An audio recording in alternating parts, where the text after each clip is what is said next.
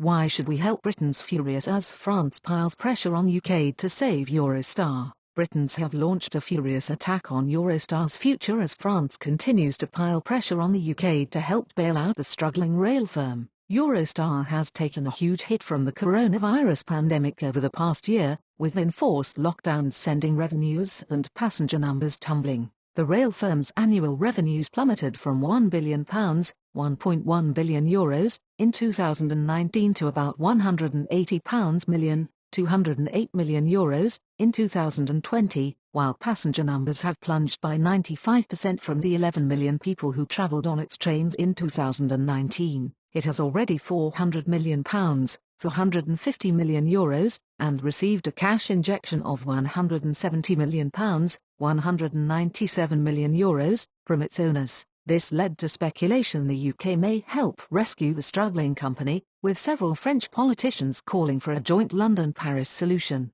Earlier this year, French Transport Minister Jean-Baptiste Djebbari told a committee the state would be there at Eurostar's side to maintain this strategic link between our two countries. He said the French government was working with its UK counterparts on mechanisms for aid, proportional to everyone's involvement in Eurostar. This comes despite the UK selling its stake in the rail firm for over £750 million in what then-Chancellor George Osborne described as a fantastic deal. But Britons have reacted furiously to pressure from France over a possible rescue package for Eurostar. In response to our initial story, one Express Co-UK reader aged, "No, why should we help France? Have they gone out of their way to help us in any way?" The short answer is no, they haven't. They have treated us like an enemy, and so let us reciprocate by telling them no money is coming from British taxpayers to fund their companies. It's an option, but there aren't any easy options in this because there will be a howl if taxpayers' money is used to shore up a French company. I doubt that ordinary punters would be that exercised about it, but it's something the government will consider. Almost certainly the calculation that will be going on is whether the shareholders should be expected to extend their support for longer.